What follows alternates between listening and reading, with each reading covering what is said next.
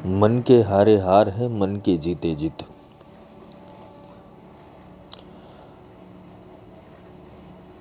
शिष्य धर्म ये बहुत एक अद्भुत, रोचक और समझने जैसा विषय है। आजकल के गुरु भी ऐसे हैं तो चेले वैसे ही होंगे। आजकल कोई गुरु अपने शिष्य को योद्धा नहीं बनाता। आजकल गुरुओं का काम केवल व्यापार करना है। आजकल के गुरुओं का काम केवल अपना स्वार्थ साधना है। सद्गुरु किसी किसी के जीवन में आते हैं, और सद्गुरु आते हैं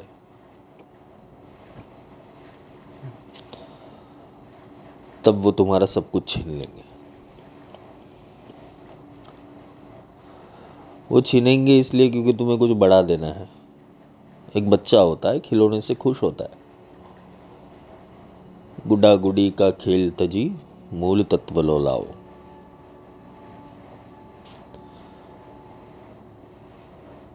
आध्यात्मिकता में रुचि रखना और आध्यात्मिक पथ के ऊपर चलना, ये दोनों ही अलग विषय है। इंसान को आध्यात्मिक पथ में रुचि हो जाती है, लेकिन वो चलता नहीं है। क्योंकि जब चलना शुरू होता है तब प्रकृति सामने खड़ी होती है। क्योंकि तुम अकेले एक वीर हो कि जिसको ये माया वेदन करके आगे निकलना है। तुम अकेले एक वीर हो कि जो बगावत करके इस संसार के नीति नियमों को तोड़ के अपनी आत्मा को साध के आगे निकलना चाहता है।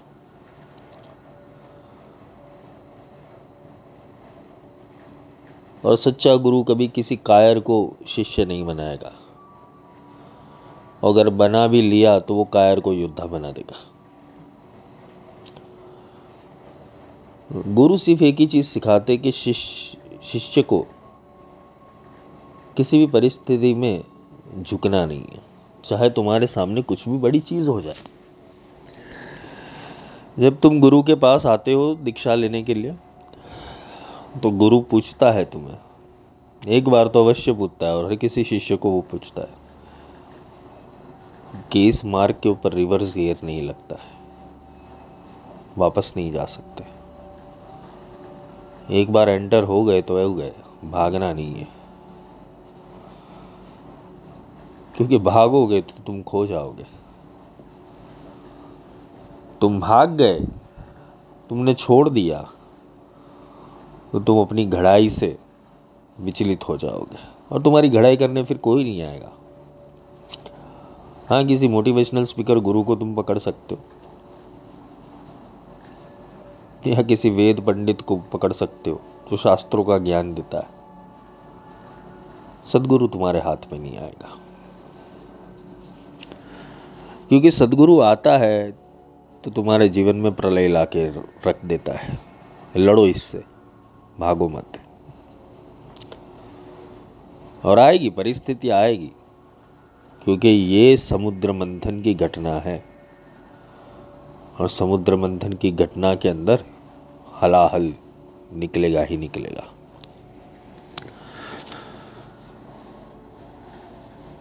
लोगों ने आध्यात्मिकता के रास्ते को इस तरीके समझा है कि सोच लिया, समझ लिया, बस हो गया काम।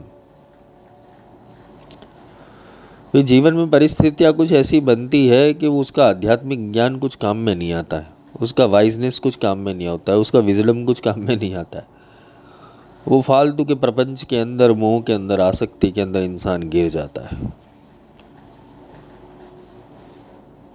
शिष्य वो है जो अपना शीश काट के दे दे। शिष्य वो है कि हर हाल में काल से लड़े, और शिष्य वो है कि उसके सामने कितनी भी बड़ी समस्या आ जाए उसको वो छोटा गिने। इसे वीर कहते हैं।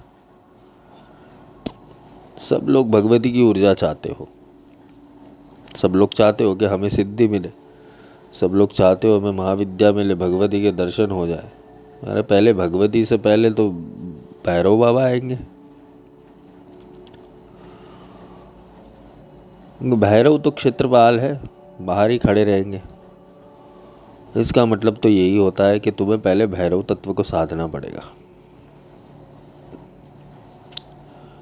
भैरव इति भैरव, जो भय का, खुद के भय का हरण कर देता है, जो भय से निर्लेप है, जिसके अंदर भय प्रवेश नहीं करता है, जो 24 घंटे अपने मन के ऊपर कमांड रखता है। मन के विचार, मन के प्रोग्राम, मन की परिस्थिति, मन की मनोदशा, वो हर हाल में बस लड़ता रहता है, खड़ा रहता है।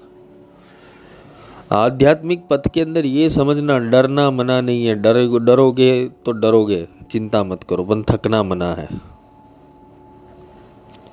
जितना डरना है डर लो, पर थकना मना है। थकना नहीं है, क्योंकि जो थक जाता है उसकी मृत्यु हो जाती है। वो कब काल का भोग बन जाता है, ग्रास बन जाता है, उसे पता नहीं चलता। तुम आध्यात्मिक पथ के ऊपर अगर डर के चलना चाहते हो तो आध्यात्मिक पथ तुम्हारे लिए नहीं, तुम संसार के रास्ते के ऊपर चले जाओ। अगर तुम महाविद्याओं से दीक्षित हो, अगर तुम किसी महाविद्या में प्रवेश करना चाहते हो, तो सर्वप्रथम बात ये याद रखना कि तुम्हारे अंदर किसी भी प्रकार का भय नहीं होना चाहिए, न संताप होना चाहिए, न विषाद होना चाहिए, न चिंता होनी चाहिए, न स्तुति होनी चाहिए, न लज्जा होनी चाहिए। भय, भ्रांति, स्तुति, लज्जा, निंदा, जीव धर्म, जीव के धर्म नहीं होने चाहिए तुम्हारे अंदर। ब्रह्मांड इतना बड़ा है, यूनिवर्स इतने सारे हैं। कभी कभार सोचता हूं इंसान की सोच कहां पर अटकी हुई है। जिन्होंने अपनी मन की लिमिट को क्रॉस किया है वो ही कुछ प्राप्त कर पाते हैं। इस जगत के अंदर जो डरता नहीं है वो आगे बढ़ता है। और तुम अपना राउंड बनाओगे, एक चक्र बनाओगे, बस इसके अंदर मैं खुश रह जाऊंगा, तो समझ लेना भगवती पहले वो चक्र को तोड़ देगी। भगवती सिंहासन के ऊपर बैठती है, सिंह के आसन के ऊपर आरूढ़ होती है। सिंह का आसन यानी कि शेर के ऊपर बैठती है वो, गधों के ऊपर नहीं बैठती। गधों के ऊपर भी बैठती है, काल रात्रि बैठती है वो। और काल रात्रि के अंदर सिर्फ ऊर्जा होती है, ज्ञान नहीं होता। वो भी निश्चित घटना के लिए बैठती है, निश्चित परिस्थिति में बैठती है। नवदुर्गा रहस्य में वो लेना बाकी है, अभी लूंगा मैं जब समय मिलेगा तब। पर यहां बात आती है शिष्य धर्म की।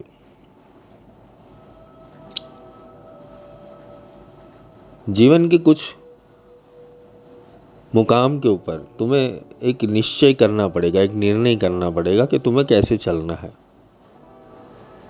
क्योंकि आध्यात्मिक पथ के ऊपर अगर मुक्ति प्राप्त करनी है तो तुम्हें माया जाल को तोड़ना पड़ेगा। और माया जाल का केंद्र बिंदु मन है तुम्हारा। सारी माया जाल का केंद्र बिंदु मन है। मन से माया जाल चलती है। और ये नाटक है,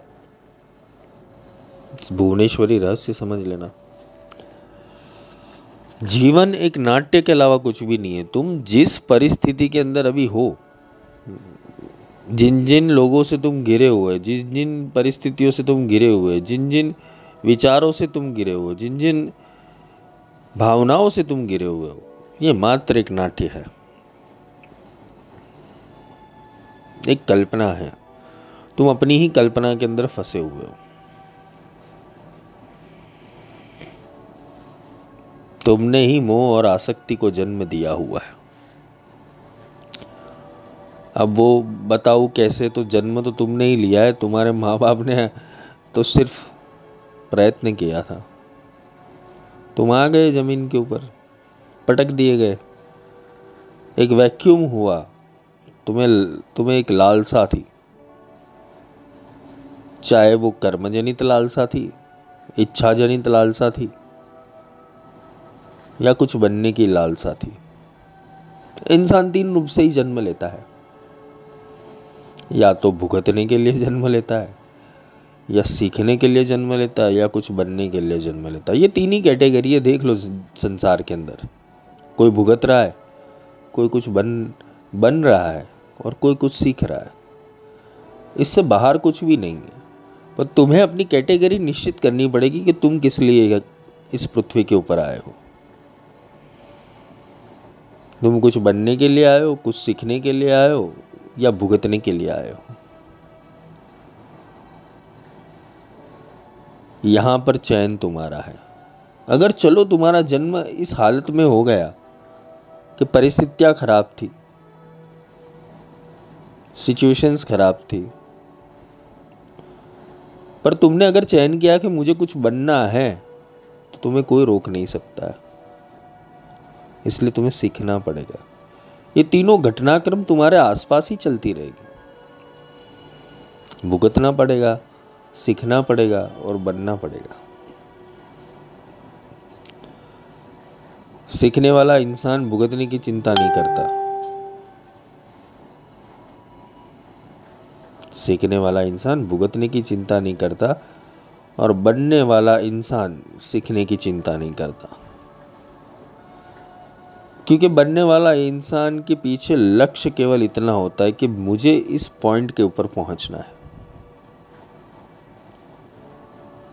वो वीर होता है। इसलिए शाक्त परंपरा के अंदर वीर भाव, दिव्य भाव और पशु भाव, ये तीन प्रकार के भाव बोले गए। पशु भाव है वो भुगतता ही है। उसको अपने कर्म से लेना देता होता है, उसको सही गलत से लेना देना होता है। वीर भाव वाला इंसान वो सीखता है, वो सत्य की चिंता नहीं करता, वो सीखता है, वो लर्निंग प्रोसेस में होता है। वो ज्यादा संसार की सोच में नहीं रहता है, वो सीखने के ऊपर ध्यान देता है कि मैं लर्न करूं। प्रकृति मुझे क्या सिखाती है, यूनिवर्स मुझे क्या सिखाती है। और बनने वाला इंसान होता है तो वो प्रकृति को भी साइड पे रख देता है। मुझे कुछ सीखना नहीं, मैं तो ये बनने के लिए आया हूं।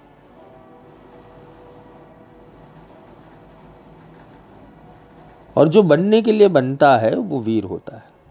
उसके जीवन में घटनाएं बहुत स्पीड से बनेगी। अगर तुम गुरु के शरण में आ गए, गुरु के दीक्षा पात्र बन गए, गुरु दीक्षा ले ली, सही गुरु की बात कर रहा हूं, गलत गुरु की बात नहीं कर रहा हूं। क्योंकि गलत गुरु तो बोलते हैं कि भाई उनको तुम्हें से लेना देना ही नहीं कि तुम बनोगे या ना बनो, तुम उसके नौकर बन के रहो। जबकि सही गुरु तो तुम्हें राजा बनाएगा। गुरु का काम है राजा बनाना, गुरु का काम है सिद्धि देना, गुरु का काम है तत्व देना, गुरु का काम है तुम्हें भगवान बनाना। यहां गुरु ही भगवान बन के बैठा है, तुम्हें कहां से भगवान बनाएगा। सच्चे गुरु की पहचान होती है कि तो वो तुम्हें एक दिन ईश्वर के रूप में देखना चाहता है। वो तो निर्माण करता है, वो तो उसके पास तो अनेकों कलाएं होती है। उसके पास ब्रह्म कला भी है, विष्णु कला भी है, शिव कला भी है, शक्ति कला भी है। वो अपनी कलाओं से अपने शिष्य के भीतर अनंत चेतना डालता है, बशर्ते वो शिष्य तैयार होना चाहिए। और याद रखना, गुरु से संघर्ष तुम्हारा बहुत होगा। अगर सही गुरु मिल गया तो संघर्ष होगा, गलत गुरु मिल गया तो जीवन में संघर्ष नहीं होगा। गलत गुरु घड़ाई करता ही नहीं है कभी भी। उसको तो तुम पैसा दे दो, मान सम्मान दे दो, खत्म हो गई बात। सदगुरु को तो, जो सच्चा सदगुरु होता है उसको तो अपमान भी सहन करना पड़ता है, और अपमान सहन करने के बाद भी तुम्हारा भला सोचना पड़ता है। पर शिष्य धर्म क्या आता है? गुरु का धर्म तो है कि अपने शिष्य के ऊपर आशीर्वाद की वर्षा करे, उसके ऊपर करुणा रखे, उसके ऊपर दया रखे, उसके ऊपर ममता रखे, उसके ऊपर प्रीत रखे, उसको आगे बढ़ाए। वो सदगुरु का काम है। क्योंकि वो तो ब्रह्म का एक फूल है जिसको खिलाना है। शिष्य ब्रह्म का एक फूल है, एक बीज है, अंकुर है, उसको खिलाना है, उसको वटवृक्ष बनाना है, जिसके नीचे हजारों लोग अपनी छाया ढूंढ पाए। गुरु का कार्य ये होता है। गुरु खुद भगवान बनने नहीं आता है, गुरु तो भगवान बनाने के लिए आता है। गुरु परमात्मा का सर्जन करने के लिए आता है। गुरु ज्ञान को प्रदीप्त करने के लिए आता है। गुरु तुम्हारी चेतना के अंदर वो धीमहि को खोलने के लिए आता है। गुरु तुम्हें बखूबी जानता है, तुम्हारी आत्मा को भी जानता है, तुम्हारे मन को भी जानता है, तुम्हारे प्रपंच को भी जानता है, तुम्हारे सही को भी जानता है, तुम्हारे गलत को भी जानता है, तुम्हारे डर को भी जानता है, तुम्हारे संताप को भी जानता है, तुम्हारी चिंताओं को भी जानता है। लेकिन गुरु को इससे कोई लेना देना नहीं होता। गुरु को ये लेना देता कि तुम बनोगे कब। इसलिए गुरु आदेश देते, गुरु वचन देते। यहां से शुरू होता है शिष्य की जर्नी। शुरुआत में कोई नया नया शिष्य होगा तो उसको पैम्पर करना जरूरी है, क्योंकि उसको माहौल मिले, उसके साथ मैत्री करार करनी जरूरी है, क्योंकि वो दिल खोल के बात करे। फिर निर्णय शक्ति आती है कि वो कहां सही है कहां गलत है। फिर गुरु अपने शस्त्र चलाना शुरू कर देता है। पहले तो पत्थर को देखा जाता है, कितना नम है, कितना गर्म है, कितना मार झेल पाएगा, कितनी चीजें सहन कर पाएगा। फिर गुरु हथौड़ी और छीनी लेके बैठ जाता है कि चलो इसको अंदर परमात्मा का निरूपणम करो, इसके अंदर ब्रह्म निरूपण करो, इसके अंदर से कुछ निकालो बाहर। और जब गुरु हथौड़ी और छीनी लेकर बैठ जाता है तब शिष्य को दर्द होना शुरू हो जाता है। अरे पहले तो गुरु जी अच्छे से बर्ताव करते थे, अभी यार नहीं करते। नहीं करेंगे, गुरु का काम है तुम्हें बनाना, और तुम बुड़बक की तरफ बैठते रहोगे, साधना ही करते रहोगे, मंत्र करते रहोगे, पुरस्चरण करते रहोगे, अनुष्ठान करते रहोगे, इधर भागोगे उधर भागोगे, ये ज्ञान लोगे। अरे ज्ञान लेने के ज्ञान कितना लोगे, समझ कितनी लोगे? एक ही समझ काफी है, अपने गुरु के वचन के ऊपर चलना है। ये शिष्य का पहला धर्म है, आदेश। शिष्य का पहला धर्म होता है आदेश। जब भी वो गुरु के पास पहुंचता है पूछता है, गुरु आदेश, आदेश दो, वचन दो, मैं पूर्ति के लिए बैठा हुआ हूं। ये शिष्य का धर्म होता है। गुरु की प्रशंसा के लिए आदेश मत मांगना, नहीं तो गुरु कभी प्रसन्न होने वाले हैं नहीं। आदेश इसलिए मांगना क्योंकि जहां कुल का कल्याण हो, जहां गुरु धर्म का कल्याण हो, जहां तुम्हारी आत्मा का कल्याण हो, इसलिए आदेश मांगना। और गुरु वही आदेश देंगे कि जहां तुम्हारी आत्मा का कल्याण होगा। चाहे वो भौतिक परिस्थिति हो या आध्यात्मिक परिस्थिति हो, गुरु के आदेश को लेना बहुत जरूरी है। गुरु की मर्जी को देखना बहुत जरूरी है, गुरु की मौज को देखना बहुत जरूरी है। तुम सोचते हो कि हमारे जीवन में परिवर्तन नहीं आया, लेकिन तुमने अपने गुरु के पास से आदेश लिए ही नहीं, वचन लिए ही नहीं। और गुरु वचन ऐसे नहीं देंगे, तुम अगर उसका पालन कर पाओगे तभी गुरु वचन देते, तभी गुरु आदेश देते कि जा इतना कर, हो जाएगा। और गुरु का पहला कंसर्न ये होता है कि तुम्हें यहां से निकालना। एक बार तुमने रास्ता तय कर लिया, एक बार तुमने देख लिया कि कहां से कहां जाना है, कौन सी परिस्थिति में अपने आप को निर्माण करके ब्रह्म अवस्था को प्राप्त करना है, फिर गुरु का काम खत्म हो गया। फिर गुरु तुम्हें छोड़ देंगे, फिर गुरु बोलेंगे जाओ अपना यूनिवर्स बनाओ, अपना ब्रह्मांड बनाओ। पर जब तक पूर्ण नहीं होगे तब तक गुरु तुम्हें अपने पास रखेंगे, और जिस दिन पूर्ण हुए वो लात मार के निकाल देंगे, जाओ इधर से। गुरु किसी को बांधने आता ही नहीं है, गुरु तो मुक्त करवाने आता है। गुरु का काम है तुम्हें मुक्त करवाना, और मुक्त करवाने के लिए तुम्हें तुम्हारी जंजाल से पहले मुक्त करवाना पड़ेगा। तुम्हारे आसपास के जो परिबल है, जो परिस्थितियां, उससे गुरु बाहर निकालेगा, क्योंकि तुम उसमें ही घिरे रहोगे पूरे दिन। चक्रवात है यह। अरे प्रहलाद जैसा, प्रहलाद वो छोटा बालक था जिसको समझ नहीं थी, लेकिन उसको प्रेम हो गया भगवान से, नारायण से प्रेम हो गया। उसके जीवन में कितनी तकलीफ आई, उसको रोज मारने का प्लानिंग होता था, फिर भी वो अपनी भक्ति से विचलित नहीं हुआ। यहाँ तो थोड़ा दो चीजें बिगड़ जाए, अरे गुरु जी भगवती, अरे भगवती ही सिखा रही है कि विचलित मत हो।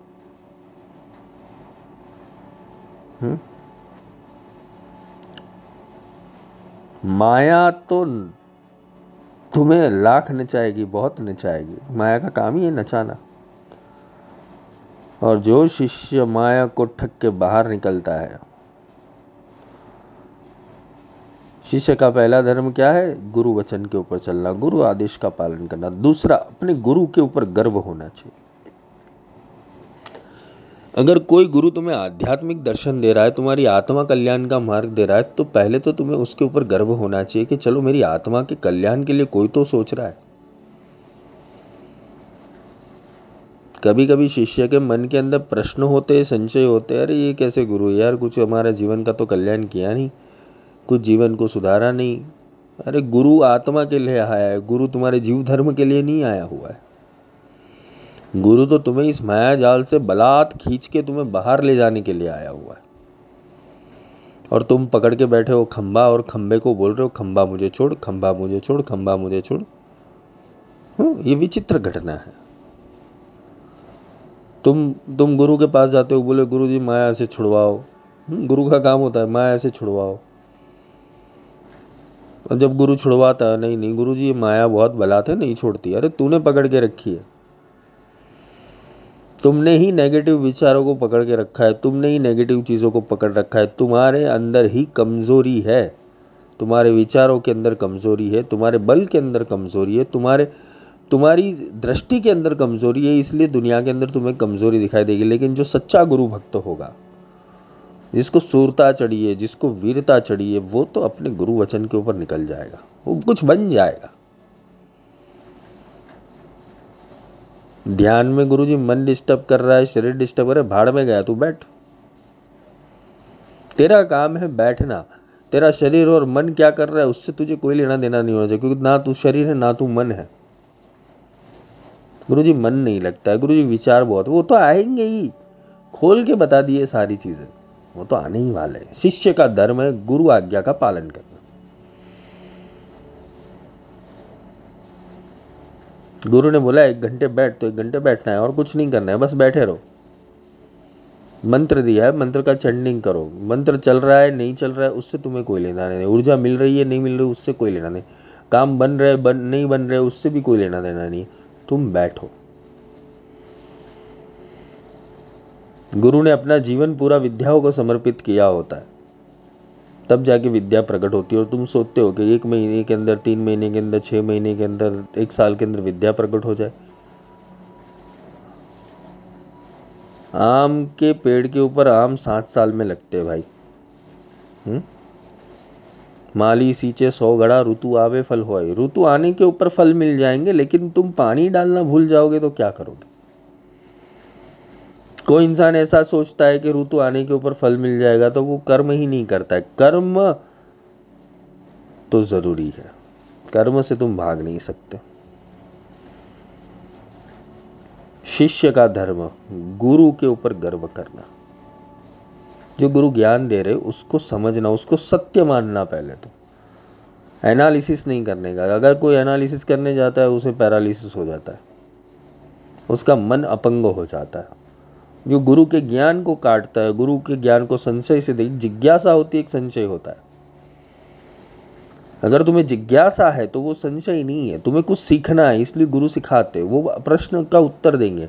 अगर तुम्हें संशय तो गुरु भगा देंगे, तू भाग, तू संशय में ही रहे भाई, जीवन में आगे नहीं बढ़ सकता। संशय और जिज्ञासा के बीच एक पतली दीवार होती है, उसको तोड़ना पड़ेगा। अथा तो धर्म जिज्ञासा, अथा तो ब्रह्म जिज्ञासा। भगवान कृष्ण ने अर्जुन को इसलिए गीता का उपदेश दिया कि क्योंकि अर्जुन अनसूयवे, भगवान ने उसे संबोधित किया था अनसूयवे, जिसके अंदर दोष दृष्टि नहीं है, जिसके अंदर दोष दर्शन नहीं है। वो कृष्ण को परमात्मा रूप में ही देख रहे, कृष्ण को गुरु के रूप में ही देख रहे, इसलिए ज्ञान मिल रहा है। यहां तो गुरु तुम्हारे साथ कुछ हंस खेल के बात कर ले तो तुम्हारे अंदर मन में प्रश्न हो जाएगा, संशय हो जाएगा, गुरु ऐसे होते। अरे गुरु चित्र विचित्र होते, गुरु की गणना तुम नहीं कर सकते। आदो ब्रह्मा मध्य विष्णु अंते रुद्र समा शिव। आदो ब्रह्मा मध्ये विष्णु अंते रुद्र सदाशिव मूर्ति त्रय स्वरूपाय दत्तात्रेय नमोस्तुते। गुरु ब्रह्मा भी होते, गुरु विष्णु भी होते, गुरु सदाशिव भी होते और गुरु तीनों मूर्ति का समन्वय स्वरूप दत्तात्रेय भी होते।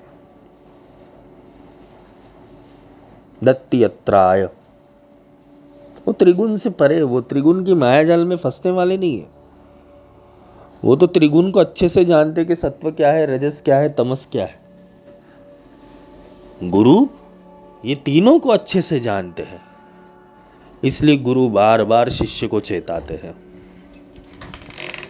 ये त्रिगुण की माया जाल में मत घूमना, क्योंकि तुम तीनों गुणों के अंदर फंसोगे। सत्व में भी फंसोगे, रजस में भी फंसोगे और तमस में भी फंसोगे। और फंसते फंसते एक दिन वापस पशु भाव में चले जाओगे। गुरु का काम है, तुम पशु भाव में थे, तुम संसार में थे, तुम संसार की माया जाल में थे, तुम संसार के अनुसार अपना जीवन जी रहे थे, यानी पशुत्व का जीवन जी रहे थे। तुम संसार को सत्य मान के पशु जैसा व्यवहार कर रहे थे, जैसे पशु करता है, खाता है, पीता है, प्रेम करता है, आनंद करता है, प्रमोद करता है,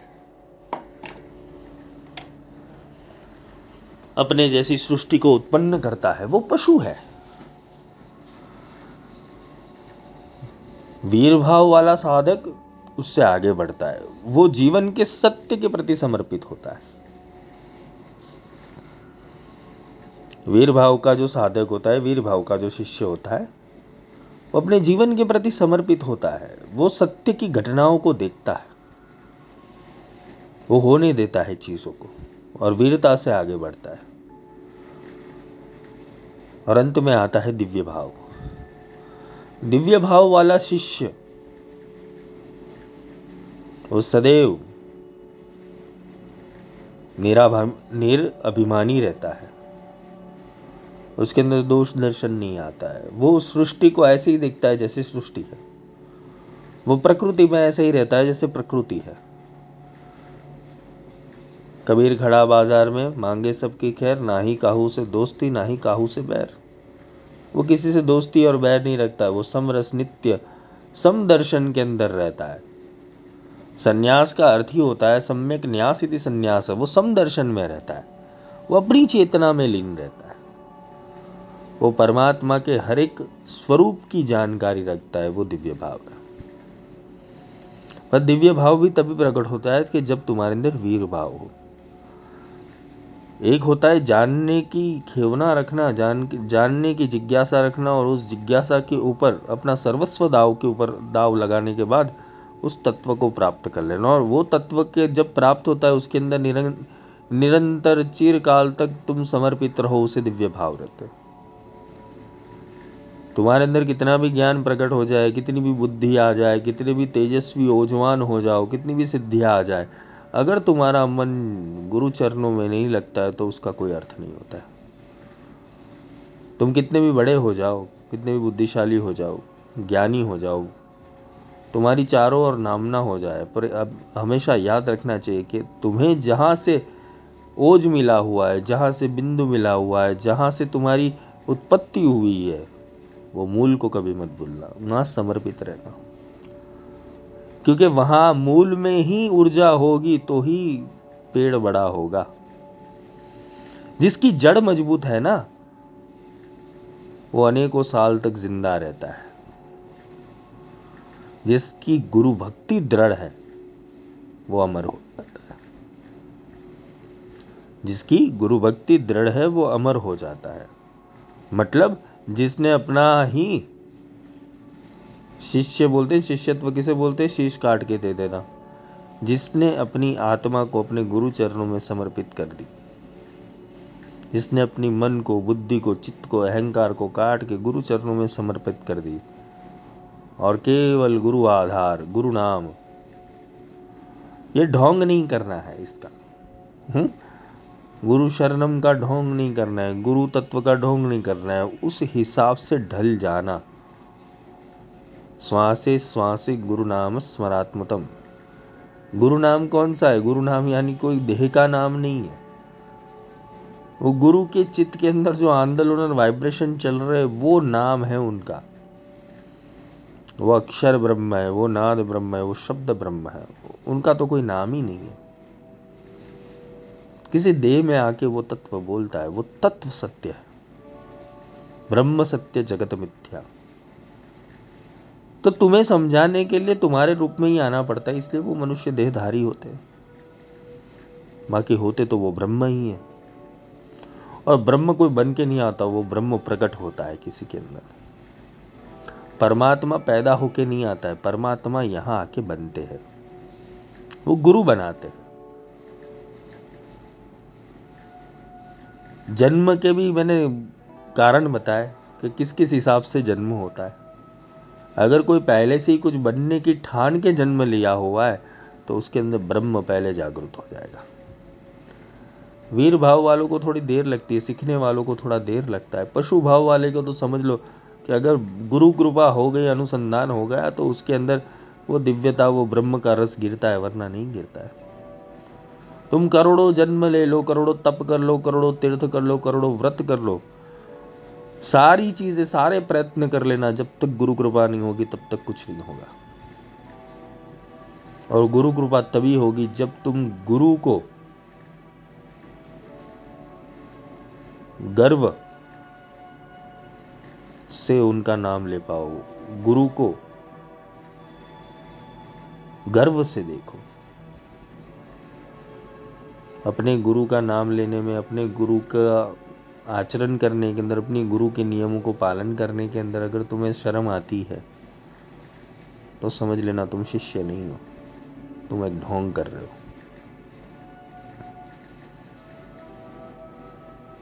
तुम अगर गुरु के वचनों को 21-22 कर रहे हो तो तुम्हारे साथ प्रकृति 21-22 करेगी।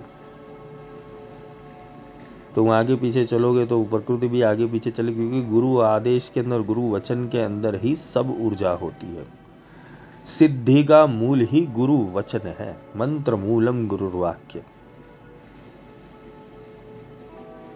तो शिष्य धर्म ये होता है कि जो अपने गुरु को गौरवान्वित महसूस करवाए, वो अपने गुरु के गर्व के लिए लड़े, वो शिष्य होता है। एक तो उसके ऊपर गर्व रखे और उनको गर्व फील करवाए कि हाँ चलो मैंने अपना शिष्यत्व सिद्ध किया, तब गुरु राजी रहते। कब हुक साहिब नवाज ही सकल सिद्धि दे जाए, पड़ा रहे दरबार में धक्का धनी का खाए। गुरु को कब मौज आएगी और कब तुम्हें सारी सिद्धियां दे देगी पता भी नहीं चलेगा, पर वो मौज लानी पड़ती है। और मौज आती है शिष्य के वर्तन से। गुरु मित्र भी है, मित्रेशमयी। और मित्र बनता है इसका अर्थ ये नहीं होता कि वो विराट स्वरूप नहीं दिखा सकता, वो कभी भी विराट स्वरूप दिखा सकता है। तो कभी भी अपने चतुर्भुज स्वरूप को तुम्हारे आगे प्रकट कर देगा। कभी भी वो गुरु तत्व तुम्हारे सामने प्रकट हो सकता है, कभी भी गुरु की वाणी चल सकती है। वो मित्रता तो इसलिए करता है कि तुम ज्यादा संकोच में मत आओ, इसलिए वो मित्रता प्रकट करता है अपनी। तुम्हारे साथ तुम्हारे जैसे रहते हैं, वो उतना तो सीख लो कि कैसे रहना है। आचरण सिद्धि। रहना सामान्य ही है, पर ज्ञान ऊंचा रखना है, उसका गर्व भी नहीं करना है। गुरु के आचरण से तुम्हें बहुत कुछ सीखने को मिलेगा। गुरु चरित्र पे मत जाना, क्योंकि वो लीलामृत होता है। पर गुरु जो सिखाते, गुरु जो समझाते, गुरु जैसे चलाते वैसे चलना, तो शिष्य धर्म वही है। तीसरा शिष्य धर्म यह है कि गुरु आदेश निकले उससे पहले आदेश को समझ लेना। ये बहुत जो बुद्धिमान और तर्कशील व्यक्ति होते वो ये कर सकते हैं, ये जो बिना कहे उस रास्ते के ऊपर चल जाए, गुरु को कहने की जरूरत नहीं पड़े। ये बहुत समर्पित शिष्यों की लक्षण है कि जिसको गुरु को कुछ कहना नहीं पड़ता, वो बस आदेश को फॉलो करते करते इतनी सूझ आ जाती है को बिन कहे सब कुछ कर देते। ऐसे शिष्य उत्तम है। भगवान शंकर ने कुलार्णव तंत्र के अंदर माँ पार्वती को ये चीज समझाई कि शिष्य के लक्षण क्या होने चाहिए, कि गुरु की नजरों से पता चलना चाहिए कि गुरु को अभी ये चाहिए। गुरु की सिर्फ आवाज से पता चल जाना चाहिए कि गुरु क्या चाहते तुमसे। जिसकी फ्रीक्वेंसी, जिसके वाइब्रेशन गुरु तत्व से मिल गए, उसका बेड़ा पार होना ही होना है। तुम भगवती की या इष्ट की साधना कर लो, तुम किसी देवी देवता की साधना कर लो, कितने तीर्थों की साधना कर लो, पर जब तक गुरु का ही दिल नहीं जीता तब तक तो सबका सब व्यर्थ है। गुरु तभी राजी होते जब तुम वर्तन के अंदर आ जाओ, कहना ना पड़े। तुम ऐसे स्थित प्रज्ञ अवस्था के अंदर वर्तन में आ जाओ, ज्ञान सुन के ही वर्तन में आ जाओ, क्योंकि गुरु का ज्ञान ही अनमोल है। गुरु का ज्ञान इतना अनमोल होता है कि तुम्हारे कितने जन्मों के संचित संस्कार एक पल में जल के भस्म हो जाते हैं। अन्नमय कोश, प्राणमय कोश, आनंदमय कोश, ज्ञानमय कोश और विज्ञानमय कोश, ये 5 प्रकार के कोश होते हैं।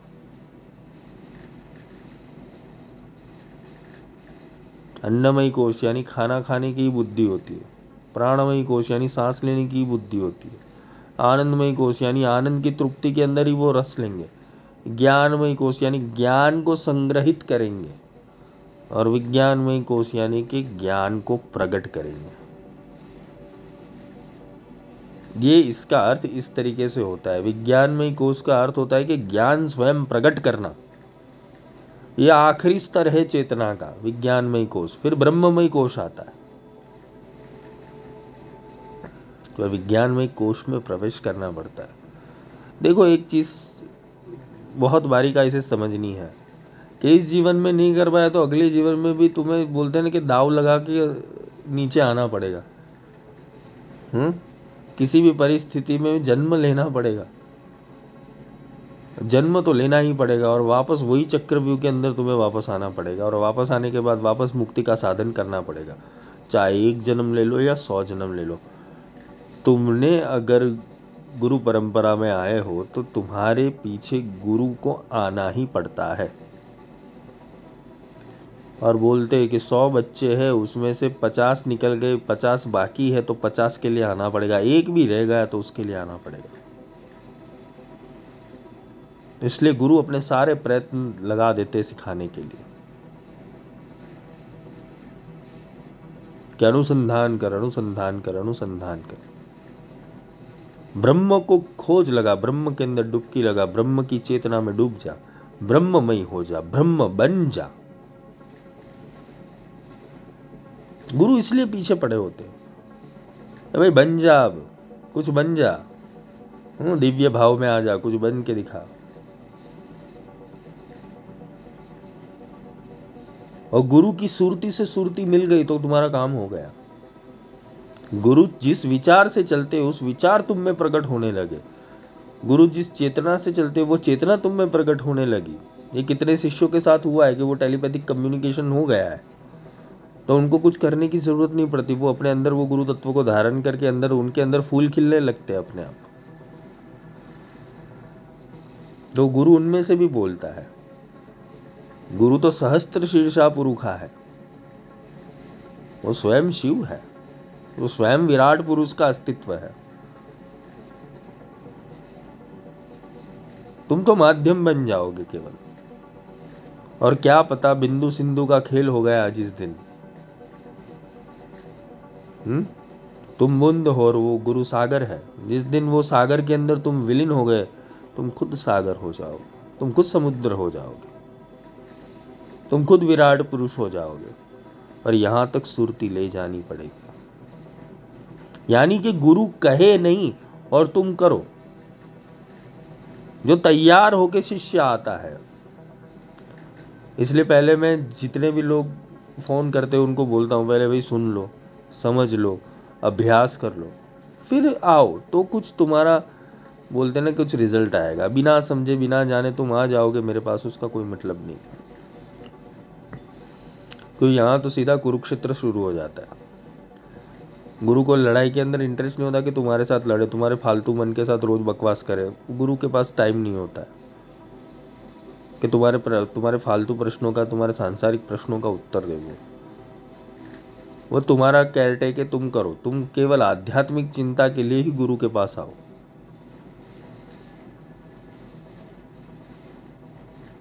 फिर भी तुम्हारा कुछ ना छोटा मोटा, क्योंकि तुम माया अगर सताएगी तो जाओगे, इसलिए गुरु छोटा मोटा कार्य दे देते। गुरु अनुसंधान करवा देते कि चलो तुम्हारा कार्य बन जाए, तुम्हारा ये बन जाए, वो बन जाए, लेकिन तुम्हारा लक्ष्य से तुम भटकना मत। जिस दिन लक्ष्य से भटक गए उस दिन रिवर्स गियर लग जाएगी, वापस तुम पशु भाव में चले जाओगे।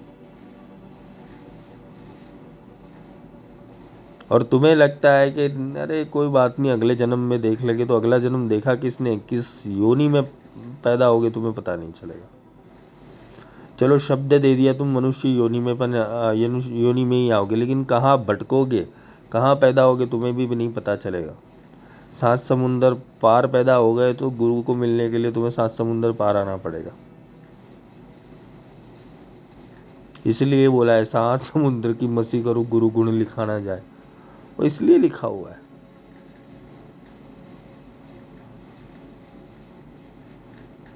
इसलिए जो शिष्य का धर्म है, गुरु बोले नहीं और हो जाए। और शिष्य धर्म में अगला धर्म आता है कि तुम वो बन जाओ जो गुरु चाहते हैं। इसके ऊपर ध्यान देना। तुम्हें अपने गुरु की कार्बन कॉपी बननी है, क्योंकि इस ब्रह्मांड के अंदर गुरु तत्व ही मुक्त है। बाकी तो देवी देवता तो काल चक्र के अंदर आते हैं। गीता पढ़ो, भगवान कृष्ण ने अर्जुन को यही समझाया है, देवी देवता भी मुक्त नहीं है अर्जुन। ब्रह्मा भी अपनी अवधि लेकर रहते हैं, विष्णु भी अपनी अवधि लेकर रहते हैं, शिव भी, सदाशिव भी अपनी अवधि लेकर रहते हैं, वो भी मुक्त नहीं है।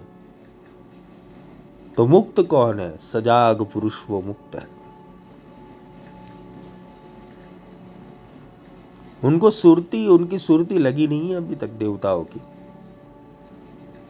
और गुरु तुम्हें वो सिखाने आ जाए तो देवताओं को भी नहीं आता है अनुसंधान करना। इसलिए देवता पृथ्वी के ऊपर जन्म लेते थे, अभी भी लेते हैं। शायद तुम में वो देवता प्रकट हो, शायद तुम देवी ही हो, तुम्हें पता नहीं है। चाहे किसी के अंदर ब्रह्मा जीवित है, किसी के अंदर विष्णु जीवित है, किसी के अंदर शिव जीवित है, किसी के अंदर शक्ति जीवित है, किसी के अंदर गणपति है, किसी के अंदर कार्तिकी है। तो शास्त्र में तो बोलता है देवता ही देवता का यजन कर सकता है, पूजन कर सकता है। तो देवत्व तो है ही तुम्हारे अंदर, लेकिन वो देवत्व को प्रकट करना और देवत्व को आकार देना वो गुरु करता है। गुरु ही तुम में वो देवता की शक्ति को प्रकट करवा सकता है। जैसे हनुमान जी के अंदर भगवान श्री राम ने गरुड़ का आवाहन कर दिया था, इसलिए हनुमान जी बोलते हैं क्षण भर के अंदर अनंत योजन का जो विस्तार है वो पार कर सकते थे, अनंत योजन छलांग लगा सकते थे। उनकी गति पवन से भी तेज हो गई थी, क्योंकि गरुड़ आ गया था उनके अंदर। राम कृपा बिन सुलभ न होई। तुम्हें चलना है, तुम्हें आध्यात्मिक पथ के ऊपर चलना है, तो गुरु तुम में आवाहन देवता का कर देगा। लेकिन प्रॉब्लम है कि अहंकार नहीं होना चाहिए। तुम्हें कुछ देवत्व मिल जाए तो इसका मतलब ये नहीं तुम गुरु से बड़े हो गए।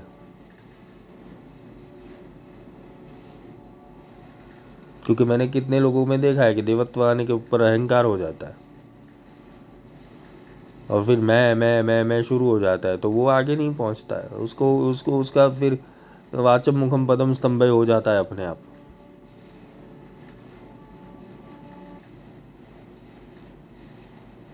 किसी भी परिस्थिति में अपना मैं और मेरा नहीं आना चाहिए, अहंकार नहीं आना चाहिए, तो वो गुरु भक्त है। शिष्य को पूरे जीवन एक ही चीज से बचना है, अपने अहंकार से, अपने मैं और मेरे से। जिस दिन तुमने सर काट के दिया फिर उठाते क्यों हो? तुमने समर्पण कर दिया तो फिर सिर उठाते क्यों हो? सिर उठाते हो मतलब तुम्हारा समर्पण सच्चा नहीं है, तुम गलती कर रहे हो वहां पर।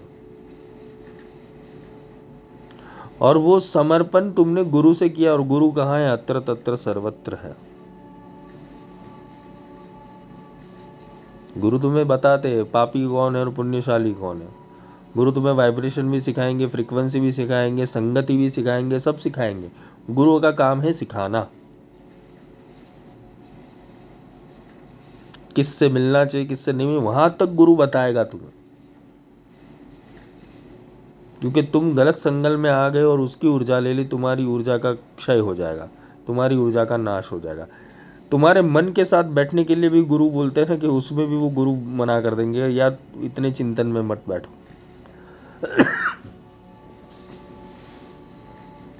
सबसे बड़ी संगति तुम्हारी मन के साथ रहती है। 24 घंटे तुम मन के साथ रहते हो, मन तुम्हारे साथ रहता है। और याद रख लेना, सदगुरु तुम्हारे जीवन में आए तो मन की तो बैंड बजा देंगे वो। मन की मति न चालिए, मन के रूप अनेक। बहुत मन के रूप है, अलग अलग रूप है। अकारांत प्रकारांत रूप लेके मन प्रकट हो जाएगा। तो मन को कैसे जाने? मन को जानने का सिर्फ एक ही अभ्यास है। जो गुरु वचन को ना माने वो मन, एक ही अभ्यास है, कर लेना। जो गुरु वचन में संदेह पैदा करे वो मन, जो गुरु वचन को एज इट इज पूरा ना करे वो मन। मन शिष्य बनता है, अब अच्छे से बनता है, धीरे धीरे करके बनता है मन भी, कि थोड़ा कर लेता हूं, थोड़ा बाकी रखता हूं। 99% कर लिया, 1% बाकी रखा, भी 1% तो गुरु चला लेंगे। नहीं, 1% क्यों चलाएंगे भाई, 100% करना है। तुम्हारा रेंडरिंग पूरा होना चाहिए एज इट इज। हनुमान जैसा कार्य करोगे चिंता नहीं है। 100% देने की जगह 1000% दे दियो तो गुरु राजी हो जाएंगे, पर 100 तो चाहिए ही। हनुमान जी को बोला था कि जाओ संजीवनी बूटी लेके आओ, वो पर्वत लेके आया। तो राम जी ने कुछ बोला नहीं कि भाई मैंने तो बूटी मंगवाई थी, वो पर्वत उठा के लाया नहीं। उन्होंने अपनी कुशाग्र बुद्धि और विशालता से, अपनी विशाल बुद्धि से ये चीज देखी कि जरूरत क्या है।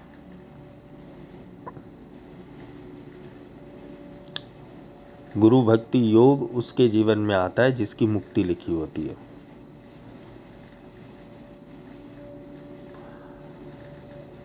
शिष्य का धर्म, अगला धर्म है कि गुरु अपने गुरु को साक्षात परब्रह्म ही समझे। यहां दोष होता है बहुत लोगों का। गुरु को मानुष जान ही ते नर कहिए अंध। जो गुरु को मनुष्य रूप से, मनुष्य देह से देखता है वो अंधा है। साक्षात परब्रह्म, अगर तुमने उसके अंदर परब्रह्म के दर्शन करना शुरू हो गए तो उसके दोष दर्शन नहीं कर पाओगे कभी भी। क्यों? परब्रह्म विचित्र होता है। परब्रह्म मीन्स एलियन। उसको इस दुनिया की समझ नहीं होती, तुम्हारे संसार की समझ नहीं, तुम्हारी मनुष्यता की समझ, तुम्हारे जीव भाव से उससे कोई लेना देना नहीं। वो तो अपनी सेंस तुम्हें देने के लिए आया है, तुम उसको क्या सिखाओगे?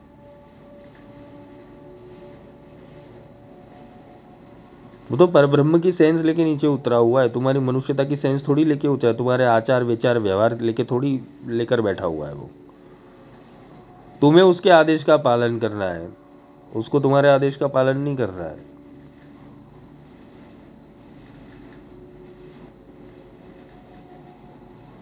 इस जगत के अंदर कुछ व्यवहार के लिए गुरु चलते हैं इस तरीके से कि हाँ चलो इसका सुन लिया, उसका सुन लिया, पर गुरु की इंटेंशन वो नहीं होती। गुरु का इंटेंशन तो वहां पर भी होता है कि इसको इधर ही काटूं।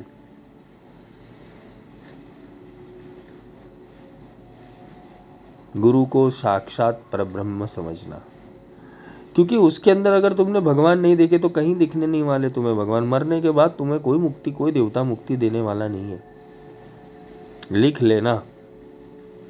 यहां तक भगवान शिव ने अपने सारे शास्त्रों और आगमों के अंदर, यहां तक गीता के अंदर भगवान श्री कृष्ण कहते हैं कि जा किसी तत्वदर्शी गुरु के पास, मैं भी तुझे अपना स्वयं ज्ञान नहीं दे सकता हूं।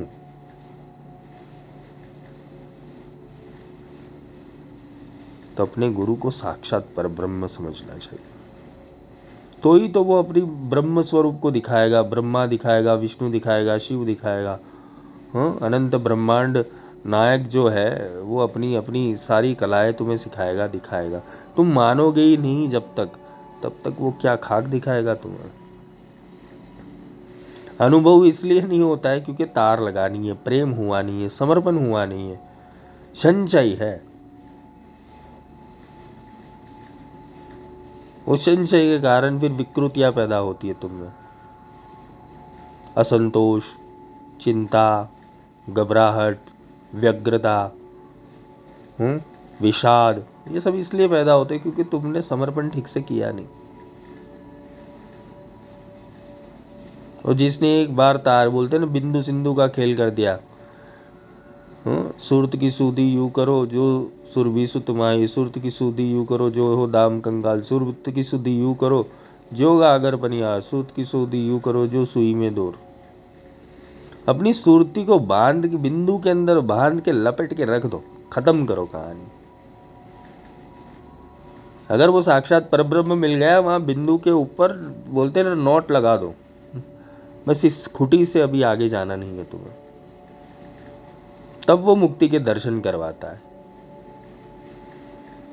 तुम बोलो मैं इधर चला, मैं उधर चला, तो जाओ भाई, किसने रोका है।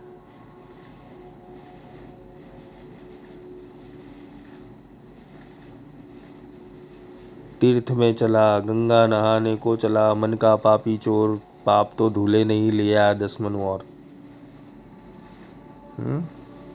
तीर्थ कर ली, परिक्रमा कर ली, कैलाश चले गए, ज्योतिर्लिंग कर लिए, शक्तिपीठ कर लिए, लेकिन सुरती तो खुली नहीं। क्या खाक करोगे, भगवान क्या है वो तो समझ में आया नहीं तुम्हें।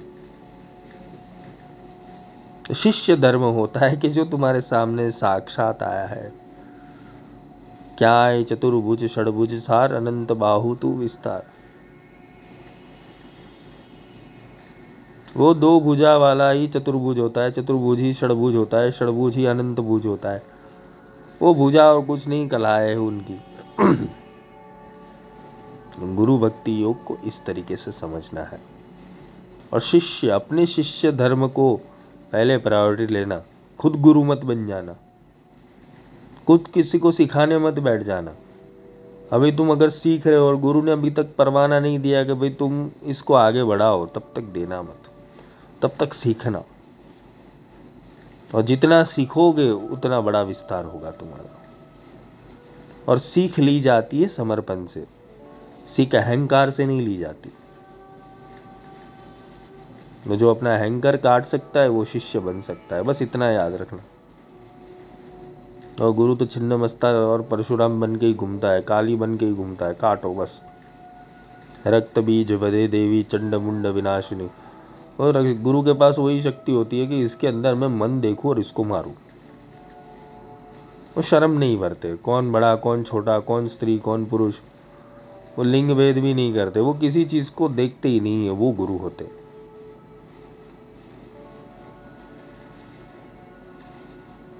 इसलिए अगर तुम्हारे जीवन में ऐसे गुरु आए हैं जो तुम्हारी गढ़ाई में इंटरेस्ट रख रहे हैं, बाकी सारी चीजों को छोड़ के, तो समझ लेना तुम्हारा जन्म धन्य हो गया। फिर तो भगवान का वचन है कि योग और क्षेम का वन वो करेंगे, तुम्हें चिंता करने की जरूरत नहीं। तुम केवल गुरु मार्ग के ऊपर चलो, गुरु उपदेश के ऊपर चलो, गुरु वचन के ऊपर चलो। बाकी तुम्हारे जीवन में क्या सही होगा क्या गलत होगा वो तो गुरु के हाथ में होता है। माया तुम्हें इतनी नहीं सताएगी जितना तुम्हारा मन सताता है। मन से ही माया बनी हुई है, वो मन सताता है इसलिए माया सता रही है तुम्हें, नहीं तो माया बेचारी कुछ नहीं करती है। माया तो दासी हो जाती है। लक्ष्मी जिनके चरण में सेवा में रहे श्याम, माया दासी थई वीरे करवाने विश्राम। लेकिन तुम एक जगह टिको तो सही, अपने बिंदु को सुरती में लाओ तो सही, बिंदु भेदन करो तो सही। आज के लिए इतना ही। शिष्य धर्म समझ लेना। ये मौज थी आज तो सिखाया, समझाया। वो मौज जीवन में उतारना, क्या से क्या बन जाओगे पता नहीं चलेगा। जय माई की।